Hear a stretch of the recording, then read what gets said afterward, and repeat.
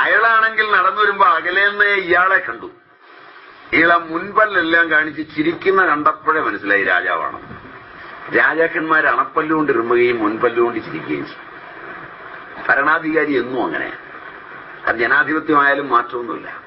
അവൻ വെളുക്ക ചിരിക്കുമ്പോ തീരുമാനിച്ചോണ്ടാ മതി നിന്നെ എടുത്തോളാം എന്നാണ്. കാരണം സുനാമിയൊക്കെ വരുമ്പോ ജനങ്ങൾക്ക് കരച്ചിൽ വന്നിട്ടുണ്ടാവും, ഭരണാധികാരിക്ക് ചിരിയാ വരിക. കാരണം പല പ്രശ്നങ്ങളും ഈ സുനാമിയാ രക്ഷപ്പെടുത്തിയത്. അത് നോക്കിയാൽ കാണാം, അവൻ ഈ ഇന്റർവ്യൂവിലൊക്കെ ഇരിക്കുമ്പോ കാണാം അവന്റെ ഒരു കള്ളച്ചിരി കാണാം, അതിന്റെ ഉള്ളിൽ കൂടെ ഉള്ളൊരു ചിരി. അത് ജനാധിപത്യമായാലും മാറൂല. നിങ്ങൾ ശ്രദ്ധിച്ചിട്ടില്ല? കുഞ്ഞുമാണിയുടെയും കുഞ്ഞുഞ്ഞിന്റെയും കുഞ്ഞാലിയുടെയും ഒക്കെ കരച്ചിലൊരു ചിരിയുണ്ടായിരുന്നു, കണ്ടില്ല? അതുകൊണ്ട് എപ്പോഴും ഒരു ചിരിക്കും. അപ്പൊ അകലെന്ന് ഈ വൈശ്യൻ നോക്കിയപ്പോ മനസ്സിലായി ഇവൻ രാജാവാണ്. ഭരണാധികാരിക്ക് മാത്രമുള്ള ആ ഒരു ജാട എന്നല്ലേ എന്ന് പറയാ, അതുണ്ടെന്ന് മനസ്സിലായി. അപ്പൊ രണ്ടുപേരും പരസ്പരം ബഹുമാനപൂർവ്വം മനസ്സിലാക്കി. അങ്ങനെ പറയുന്നതാണല്ലോ എന്റെ ശരി. അതൊക്കെ പ്രകടമായി പറയുന്നുണ്ട് പുസ്തകത്തിനകത്ത്. അവര് പരസ്പരം ബഹുമാനത്തോടെ മനസ്സിലാക്കി. അടുത്തെത്തിക്കഴിഞ്ഞതും രണ്ടുപേരും തുല്യ ദുഃഖിതരാണ്. മറ്റവനും ഇതുപോലൊരു അവസ്ഥയിലാണ് നാട്ടിൽ നിന്ന് കേട്ടിരിക്കുന്നത്. സാമാന്യം നന്നായിട്ട് സമ്പാദിക്കുമ്പോ അവൻ ചെയ്യുന്ന തൊഴിലിൽ ആരാണ് എതിർഭാഗത്ത് വരുന്നതെന്നല്ല അവൻ ചിന്തിച്ചത്. കച്ചവടത്തില് അവനെ സംബന്ധിച്ചിടത്തോളം അവന്റെ നിലനിൽപ്പ് അത് വാങ്ങുന്നവൻ അവന് സാധനം കൊടുക്കുന്നവനാണ്. പക്ഷെ അവനിത് ചെയ്യുന്നത് അവന് വേണ്ടിയല്ല, അവർക്ക് വേണ്ടിയല്ല. ഈ രണ്ടു കൂട്ടരിൽ നിന്നും വ്യത്യസ്തമായ ഒരു കൂട്ടർക്ക് വേണ്ടിയാണ്. അതാ ജീവിത ദുഃഖം. നിങ്ങളുടെ നാട്ടിലൊക്കെ കച്ചവടക്കാരുണ്ട്.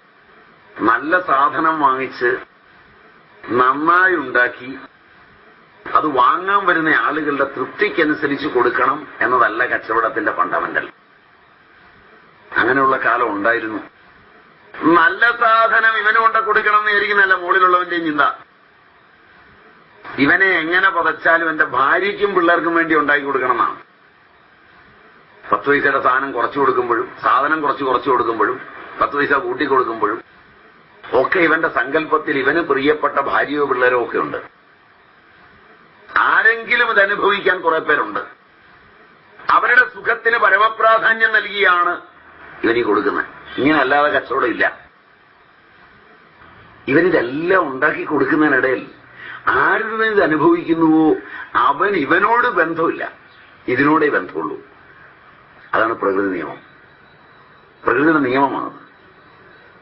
ഒന്നും കൊടുക്കാനില്ലാത്ത ദാരിദ്ര്യത്തിൽ ഒരു ബന്ധമുണ്ട്. എല്ലാം കൊടുക്കുന്ന സുവിധയിൽ ഒരു ബന്ധമില്ലായ്മയുണ്ട്. You can follow. ഒന്നും കൊടുക്കാൻ എനിക്കില്ല, അതിൽ വസ്തുവില്ലാതെ കൈമാറുന്ന ഒരു സ്നേഹത്തിന്റെ ആന്തോളനം പരസ്പരമുണ്ട്.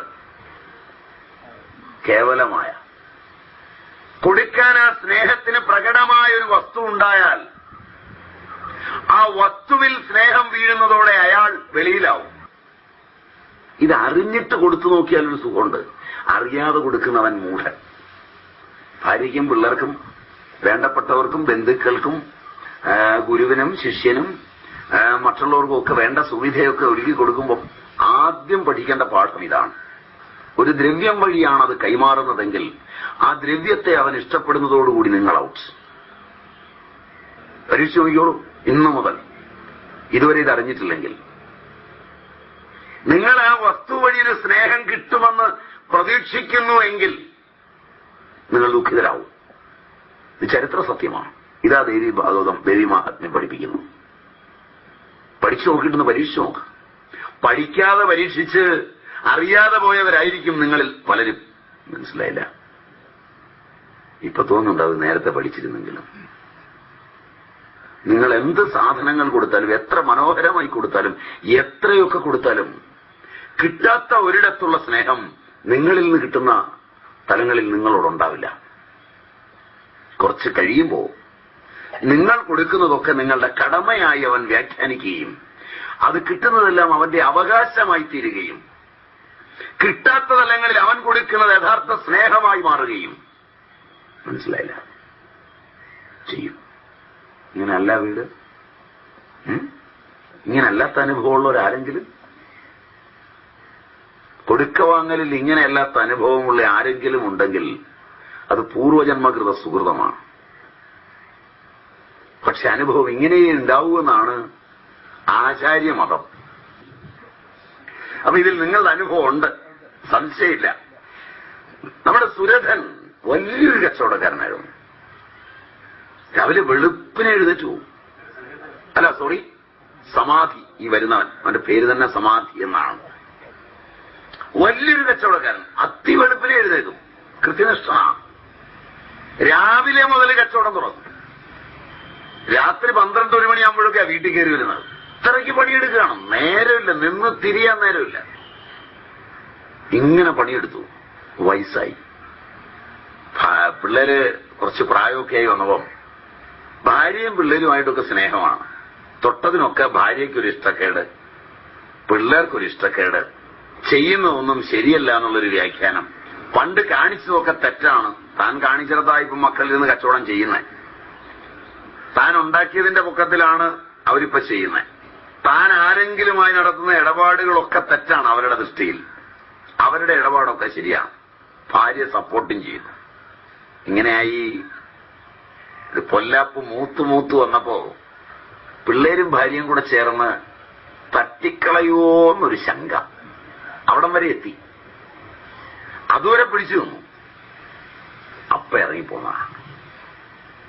അപ്പൊ ഇപ്പൊ രണ്ടുപേരും ഏതാണ്ട് തുല്യ ദുഃഖിതരാണ്. സുരഥൻ എന്ന ചക്രവർത്തിയും സമാധി എന്ന വൈശ്യനും തുല്യ ദുഃഖിതരായിത്തീരുന്നു. സമാധി എന്ന വൈശ്യൻ സ്ഥാനം കൊണ്ട് വലിയവനായ സുരഥനോട് മെല്ലെ പറഞ്ഞു, കാര്യം ഇങ്ങനെയൊക്കെ ആണെങ്കിലും അതൊക്കെ വിട്ടുപോന്നെങ്കിലും മനസ്സ് വിട്ടുപോരുത്. കാര്യം അതൊക്കെ വിട്ടു, ഇനി എനിക്ക് അങ്ങോട്ടൊന്നും തിരിഞ്ഞു നോക്കാൻ ഇഷ്ടമില്ല എന്ന് തീരുമാനിച്ച് പടിയടച്ച് പിണ്ണം വെച്ച് ഞാൻ പോന്നതാ. എന്നാലും പോരുന്ന വഴിക്ക് മകനിപ്പം രാവിലെ എഴുന്നേറ്റ് പോകുന്നുണ്ടോ, കച്ചവടം നടത്തുന്നുണ്ടോ, ലാഭമുണ്ടോ, അവനതെല്ലാം കളഞ്ഞു കുളിച്ചോ നഷ്ടമാക്കിയോ എന്നിടയ്ക്ക് എന്ത് ചെയ്യും? ഇല്ല, അവൻ എന്റെ മകനാണ്, അങ്ങനെയൊന്നും വരികയില്ല എന്ന് അല്പം സമാധാനിക്കും. അപ്പോഴേക്ക് അവൾ ഒരുത്തിയാണ് ഇതെല്ലാം പെശകുണ്ടാക്കുന്നതെന്ന് അവന്റെ ഭാര്യയെ പറ്റിയുള്ള ഓർമ്മ വരും. അതങ്ങനെ കുറച്ചു ദൂരം പോകുമ്പോഴത്തേക്ക് ഇതിന് വളം വെച്ചു കൊടുത്തതൊക്കെ ഞാൻ കൂടെ നിന്നിട്ട് എന്റെ കൂടെ നിന്ന് വേണ്ട പോലെ നിൽക്കാത്ത അവളല്ലേ എന്ന് എന്റെ ഭാര്യയെ പറ്റി ഓർമ്മ വരും. അല്ല, അവൾ എന്ത് ചെയ്യാനാണ്? അവൾ അവസരത്തിനൊത്ത് ജീവിക്കാൻ പഠിച്ചു എന്നല്ലാതെ അവളൊരു പാവമല്ലേ എന്ന് ഇടയ്ക്കിടയ്ക്ക് തോന്നും. ഇങ്ങനെ തന്നെയാണോ കളി? ഇങ്ങനെ തന്നെയാണോ? അപ്പൊ അത്രയങ്ങ് ഉറയ്ക്കാൻ മേലാത്ത ഒരു കളി. ഇന്നതാണെന്ന് ഉറപ്പിച്ച് തീരുമാനിച്ചാൽ കുഴപ്പമില്ല. ഇതങ്ങ് ഉറയ്ക്കാനാകുമ്പോഴത്തേക്ക് അടുത്തത് കയറി വരും. അപ്പൊ സമാധി പതുക്കെ നമ്മുടെ സുരഥ ചക്രവർത്തിയോട് പറഞ്ഞു, എന്റെ ഗതി ഇതാണ്. അപ്പൊ സുരഥൻ ആലോചിച്ചു, പറഞ്ഞില്ല. കാരണം താഴെയുള്ളവനോട് നമ്മുടെ മനസ്സിലുള്ളതെല്ലാം അങ്ങോട്ട് തുറന്നു പറയാൻ മേല. അത് ആ സ്ഥാനത്തിന് ഒരല്പം പൊങ്ങച്ചത്തിലൊക്കെ ഇരിക്കുന്നതാണ്. അപ്പം ഉള്ളിൽ ഈ വിഷമമൊക്കെ ഉണ്ടെങ്കിലും മറ്റവനെ സമാധാനിപ്പിക്കുക എന്നുള്ളതാണ് വിധി. കാരണം ഞാൻ അങ്ങനെയൊന്നും അല്ല എന്നുള്ള മട്ടില് നീ അങ്ങനെയൊന്നും വിചാരിക്കണ്ട, നീ നല്ലത് മാത്രം വിചാരിച്ചാൽ മതി എന്നൊക്കെ പറയുമ്പോഴറിയാം ഒരല് മദ്ദളത്തോടാണ്, അല്ല മദ്ദള ഒരലിനോടാണ് പറയുന്നതാണ്, അല്ലേ? അല്ല, ഒരലി എന്ന് മദ്ദളത്തോടാണ് പറയുന്നത്. അപ്പൊ ആ നിലയില് സുരഥ സമാധിമാർ കണ്ടുമുട്ടി വർത്തമാനം പറയുമ്പോ സുരഥൻ ആലോചിച്ചു. സുരഥൻ നേരത്തെ തന്നെ ആലോചിച്ചുകൊണ്ടിരിക്കാലും ഇപ്പൊ ഞാൻ അവിടുന്ന് പോന്നു, ഭാര്യ എന്തെടുക്കായിരിക്കും, പതിവ്രതയാണ്, അവള് നല്ലവളാണ്, അവളെന്ത് ചെയ്യാനാണ്, സ്ത്രീയായി പോയില്ലേ, മന്ത്രിമാരും ഒക്കെ ഇപ്പൊ അവളെ ആകെപ്പാടെ വിഷമിപ്പിക്കുകയായിരിക്കും, ഒരു ശുദ്ധ പാവമാണ്. അങ്ങനെയൊന്നുമല്ല, സ്ത്രീയല്ലേ, അവളിപ്പം മന്ത്രിയെ തന്നെ കല്യാണവും കഴിച്ച് എന്നെപ്പറ്റി 4 പരദൂഷണവും പറഞ്ഞ് ഇപ്പൊ അവിടെ കൂടി ഞാൻ ഉണ്ടായിരുന്നപ്പോ ആകെ ദുഃഖമായിരുന്നെന്നും നിങ്ങളൊരുത്തൻ വന്നതോടുകൂടിയാണ് എന്റെ ജീവിതം ധന്യമായതെന്നും നിങ്ങളെപ്പോലൊരുത്തനെയായിരുന്നു ഞാൻ കാത്തിരുന്നതെന്നും ഒക്കെ പറഞ്ഞ് അങ്ങോട്ട് കൂടുകയായിരിക്കുകയല്ലേ. അങ്ങനെ കൂടാൻ വഴിയില്ല, അവളൊരു തറവാടിയാണ്. ഇങ്ങനെയാണ് സുരഥന്റെ ചിന്ത പോകും. കൂട്ടത്തിൽ പെട്ടെന്നാണ് ആലോചിച്ചേ, മകൻ ഇപ്പൊ എന്തെടുക്കായിരിക്കും, അവനെ അവളും മന്ത്രിമാരും ഒക്കെ കൂടി പീഡിപ്പിക്കായിരിക്കും, എന്റെ കുട്ടിയാണല്ലോ, അതുകൊണ്ട് അവക്കെന്താ ഉള്ളത് എന്ന് പെട്ടെന്ന് ഓർത്തു. അങ്ങനെ ഇരുന്നപ്പോഴാ ഓർത്ത, എന്റെ ആന അതിന് തീറ്റ കൊടുക്കുന്നുണ്ടാവില്ല, ഈ എന്നെ തല്ലുന്നതിന് പകരം ഇപ്പൊ 18 തല്ലുകയായിരിക്കും. ഇങ്ങനെ സുരഥന്റെ ചിന്തയും കാട് കയറാൻ തുടങ്ങി.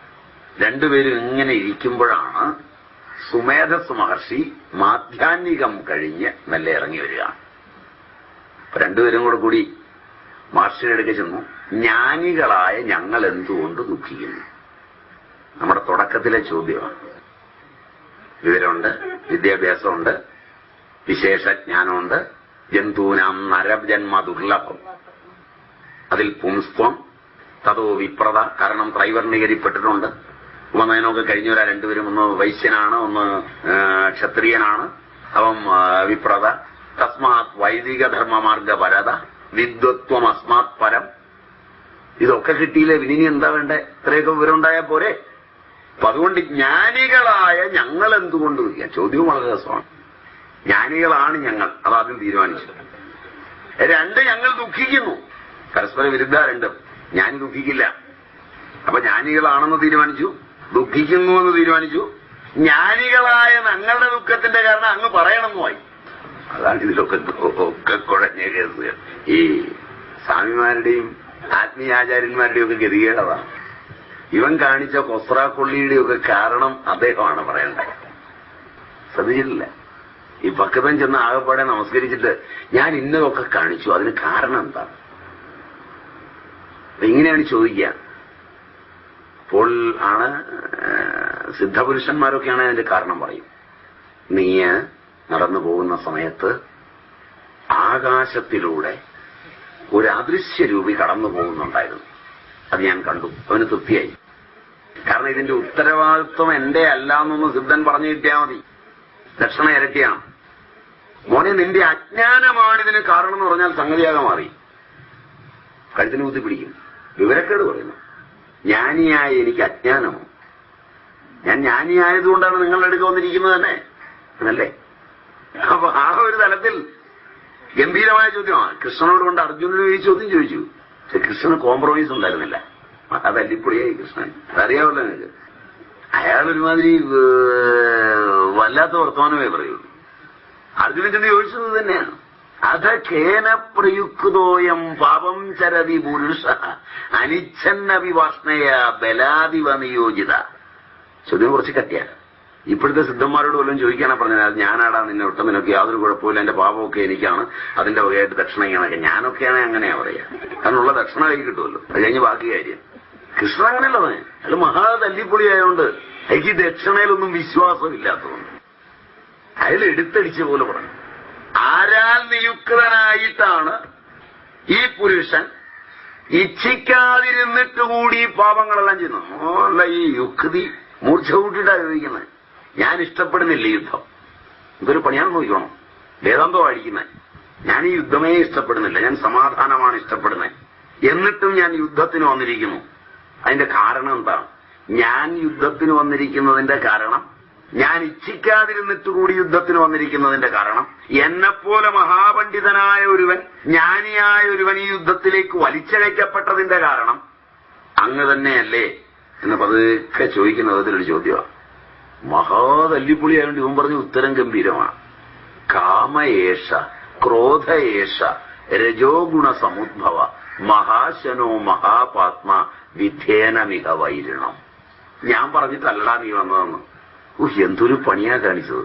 ഉത്തരവാദിത്വമൊന്നും ഏറ്റില്ല. ചങ്ങാതിയാ കാര്യമൊക്കെ പറഞ്ഞു. എന്റെ പൊന്നി ചങ്ങാതി, അങ്ങ് അങ്ങനല്ലേ നമ്മളൊക്കെ പറയാ. ചങ്ങാതി ഏറ്റില്ല. ചങ്ങാതി വളരെ ഭംഗിയായിട്ട് പറഞ്ഞു, ഇതിന്റെ കാരണം കാമമാണ്, നിന്റെ ആഗ്രഹമാണ്. രാജ്യം നിന്റെ ജ്യേഷ്ഠന് കിട്ടണം എന്ന ഒരാഗ്രഹം വളർന്ന് വളർന്ന് അത് നിന്റെ ആഗ്രഹമായി തീർന്ന് ആ കാമമാണ് നിന്നെ ക്രോധിയാക്കി യുദ്ധക്കളത്തിൽ എത്തിച്ചിരിക്കുന്നത്. അല്ല, വേറെ ആരുമല്ല. ആ കാമത്തെ നിന്റെ ശത്രുവാണെന്ന് കാണുക. ഭീഷ്മരും ദ്രോണരും കൃപരും ശല്യരും യുധിഷ്ഠിരനും അല്ല ദുര്യോധനും ഒന്നും നിന്റെ ശത്രുവല്ല. അവർക്ക് നിന്നോട് വിരോധമില്ല. നീ എപ്പോ അവരുടെ അവകാശമാണെന്ന് അവർ വിചാരിക്കുന്ന, നിന്റെ അവകാശമാണെന്ന് നീ വിചാരിക്കുന്ന, രണ്ടുപേരുടെ അവകാശമല്ലാത്ത ഈ ഭൂമിയിൽ അത് കൂടിയ സാധനമാണ്. ഭഗവത്ഗീത ഇങ്ങനെ പഠിച്ചിട്ടുണ്ടാവില്ല. ഭഗവത്ഗീത ഇങ്ങനെ പഠിച്ചിട്ടുണ്ടാവില്ല. നിന്റെയല്ല അവരുടെ അല്ലാത്തൊരു സാധനം. കാഴ്ചയിൽ അവര് പറഞ്ഞത് എന്റെയാണെന്ന്, നീ കണ്ടപ്പോ നിന്റെയാന്ന് പറഞ്ഞു. രണ്ടുപേരുടെ അല്ലാത്തതിൽ രണ്ടുപേർ അവകാശവാദം ഉന്നയിച്ചപ്പോ സാധനം അവിടെ കിടപ്പുണ്ട്. നിങ്ങളുടെ വഴക്ക് കഴിഞ്ഞാലും അവിടെ കിടക്കും. നിങ്ങളുടെ വഴക്കിന് മുമ്പും ഇതുണ്ട്. വഴക്ക് നടക്കുന്നതും അതിന്റെ മുകളിലിരുന്ന, വഴക്ക് കഴിഞ്ഞ് അതുണ്ടാകും, നിങ്ങളുണ്ടാവില്ല. ക്ലീനൻ സാധനം. അതിന്മേൽ നിനക്കുണ്ടായ കാമം അതല്ല വഴക്കിന് കാരണം. നീ ഇപ്പോഴും അതിന്റെ പൊക്കത്തിൽ തന്നെ ഇരിക്കുന്നത്. നീ ഇപ്പോഴും അവിടുന്ന് പഠിച്ചാ തിന്നുന്നത്. നീ ഇപ്പോഴും അതിന്റെ മുകളിലാണ് കിടന്നുറങ്ങുന്നത്. ഇപ്പോഴും നീ കക്കൂസി പോകുന്നതും അതിന്റെ മുകളിലാണ്. നിനക്ക് ആ ഭൂമിയിൽ നിന്ന് വല്ലതും പറിച്ചു തിന്നാനുള്ള അവകാശം അത് പോരാ.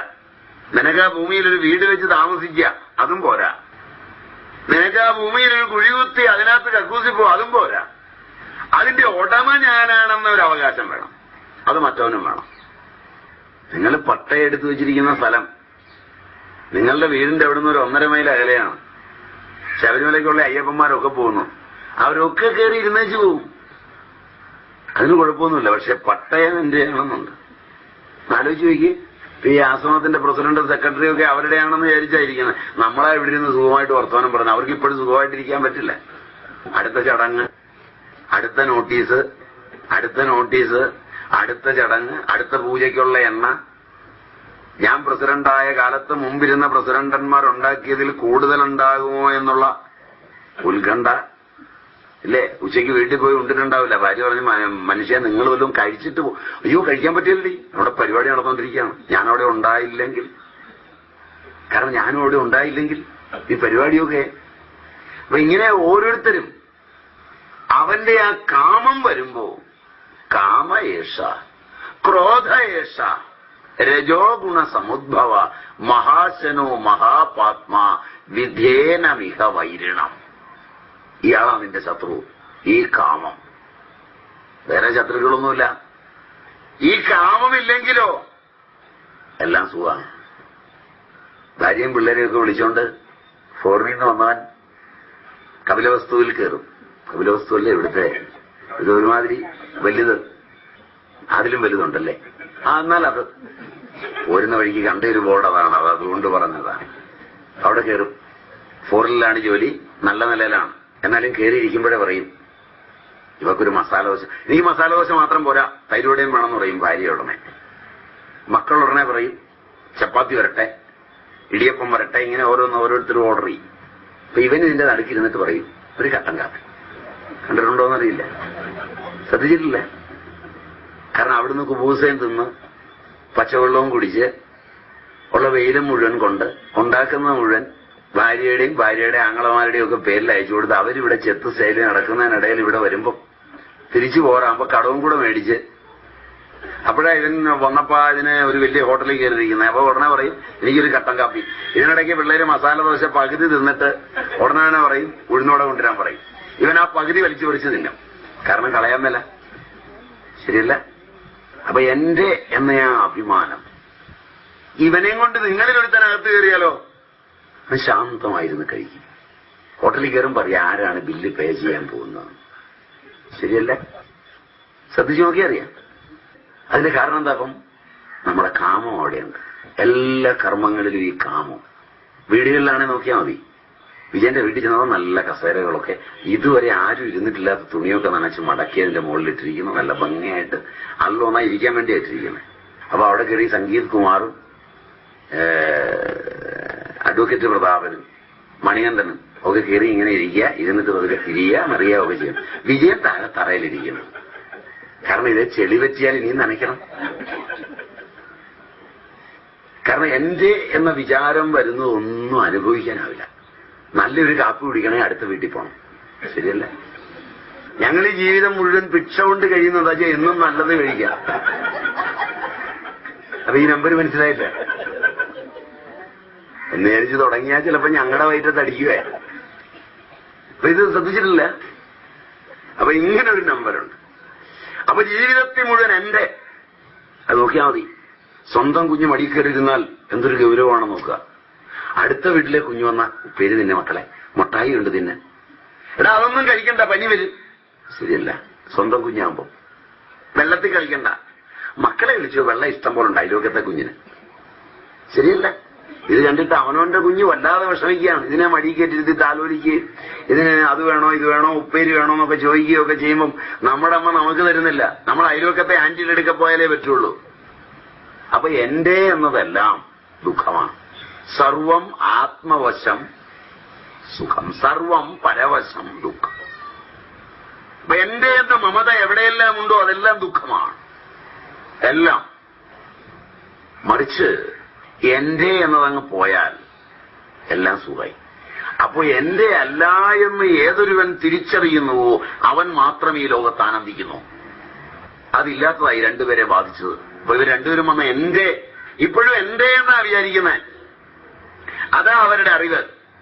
എന്റെ ഭാര്യ, എന്റെ മക്കൾ, എന്റെ വീട്, എന്റെ വസ്തു, എന്റെ സാധനങ്ങൾ. ഭാവന വന്നു കഴിഞ്ഞാൽ പിന്നെ അതിലാരും തൊടുന്നത് ഇഷ്ടാവില്ല. കുട്ടിക്കാലത്ത് അച്ഛൻ വാങ്ങിച്ചു കൊടുത്തതാണ്. അച്ഛൻ വാങ്ങിച്ചു കൊടുത്തതാണെങ്കിലും അച്ഛന്റെ മറ്റു മക്കൾ തൊടുന്നത് ഇഷ്ടാവില്ല, എനിക്ക് വാങ്ങിച്ചതെന്നാണ്. ഈ ലോകത്തിലെ ഏത് വസ്തു എന്റെ എന്ന് മുദ്ര പതിപ്പിച്ചുവോ പിന്നെ അത് ഉപയോഗിക്കുന്നത്, ആരുപയോഗിക്കുന്നത് ഇഷ്ടമല്ലാത്ത ഒരു തലമുണ്ട്. അതിൽ ആരെങ്കിലും നോക്കിയാൽ ദേഷ്യം വരാൻ തുടങ്ങും. പക്ഷെ എന്റെയൊന്നില്ല എന്നതിലേക്കൊരുവൻ ഉയർന്നാൽ സ്വയമേവ ഉയരണം. ഇന്ന് ഇതൊക്കെ കേട്ടേച്ച് പോയി ജാടയ്ക്ക് കൈവിട്ടാൽ ഭയങ്കര ദുഃഖമായിരിക്കും. സന്യാസം സ്വയമേവാഗതമാകാതെ സന്യസിക്കുന്നതൊക്കെ അർത്ഥവിരാമമാണ്. അത് അവിരാമം തുടരും. അതുകൊണ്ട് അതിനിടയാവരുത്. അതുകൊണ്ട് എന്റെ അല്ല എന്നുള്ളത് എതിർച്ചയാ വരണം, നിർബന്ധിക്കരുത്. അങ്ങനെയാണെന്ന് മറ്റുള്ളവരെ കാണിക്കാൻ ശ്രമിക്കരുത്. അത് വലിയ ദുഃഖമാണ്. കാരണം വെച്ചാൽ അങ്ങനെ കാണിക്കാൻ തുടങ്ങിയാൽ എല്ലാവരും കയറി ഇറങ്ങാൻ തുടങ്ങും. അപ്പൊ ദേഷ്യവും കൂടുതൽ വരും. നിങ്ങളൊരു അല്പം ഇങ്ങനെയൊക്കെയാണ്, എനിക്ക് എന്റെ എന്നുള്ള മമതയൊന്നുമില്ല എന്നുള്ള മട്ടിൽ 2 വാക്ക് പറഞ്ഞാൽ മതി, നാട്ടുകാരൊക്കെ വരാൻ തുടങ്ങും. പിന്നെ നിങ്ങൾ മനുഷ്യരുടെ ഔചിത്യബോധമൊക്കെ വേണ്ടേ ഇങ്ങനെ വരാൻ തുടങ്ങിയാൽ? എന്നാൽ ഈ സന്യാസത്തിന്റെ ഈ മേലങ്കി കാരണം ഇട്ട് പറയാനും മേല, മേലൂടെ വരരുത് കേട്ടോ എന്ന് പറയാനും മേല. വരൂ, ഇരിക്കൂ.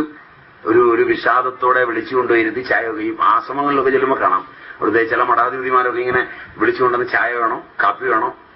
ഇതിനിടയ്ക്ക് മറ്റവനെ കണ്ണുണ്ടടച്ച് കാണിക്കും. കാപ്പി 2. അവസാനം ഇത് കണ്ണിന്റെ സ്വഭാവമായിട്ട് മാറും. മനസ്സിലായില്ല. പിന്നെ കൊടുക്കേണ്ടവന് കൊടുക്കാൻ പറയുമ്പോഴും കാപ്പി. നമ്മുടെ ഇന്ദ്രിയങ്ങൾക്ക് ഈ ഗതികളെല്ലാം ഉണ്ട്. അതുകൊണ്ട് ഇത് സ്വയമേവാഗതമാകുന്നവരെ ഒന്നും അഭിനയിക്കരുത്. കാരണം മറ്റുള്ളവരുടെ അടുക്കൽ എന്റെ ഈ സർവസംഘ പരിത്യാഗമൊക്കെ നിലനിർത്തുകയും ഈ എന്റെ അടുക്കൽ ഞാൻ സർവസംഘ പരിത്യാഗി അല്ലാതിരിക്കുകയും ചെയ്യുമ്പോൾ ആ ഇരട്ടത്താപ്പുള്ള സംഘർഷം വളരെ വലുതായിരിക്കും. ശ്രദ്ധിച്ചിട്ടില്ല?